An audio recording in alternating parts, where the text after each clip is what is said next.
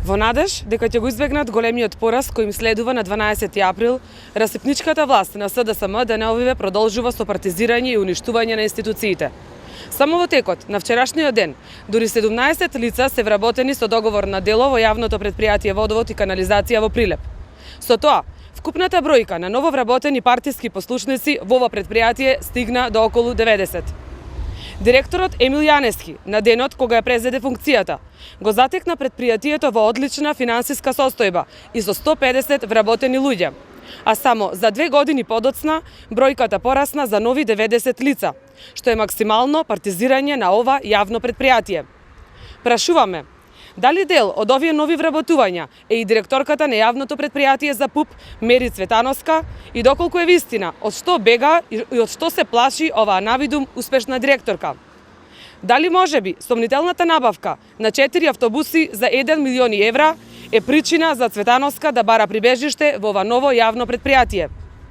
Почитувани, вработувањата на роднините од партиските функционери на СДСМ и вработувањата на партиските послушници има и своја цена. Од овој месец сметките за вода добија и ново покачување, па сега со сигурност може да се каже дека прилепчани ја пијаат и користат најскапата вода во Република Македонија и плаќаат астрономски сметки за вода. Наместо досегашните 26,70 денари метар кубен вода со новите сметки чини 27,13 денари.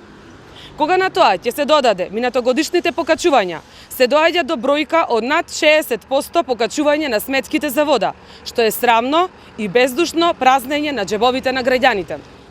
Градоначалникот Илија Јовановски на Прилепчани им вети за 20% пониски сметки за вода, а им донесе за над 60% повисоки, што го прави најголем лажливец во историјата на Прилеп. Ова е жалната состојба и цената која граѓаните плаќаат од така наречениот нов живот, измамничката фраза на прав пат. Ова е тоа лажно и лицемерно владење на Зоран Заев, Илија Јовановски, Миле Талески и останатите челници од власта на СДСМ. Ги испразнивте џебовите на граѓаните, ги осормашивте, а ги наполнивте вашите. Тоа е всушност вашата филозофија на владење која никогаш не се променила кога СДСМ е на власт.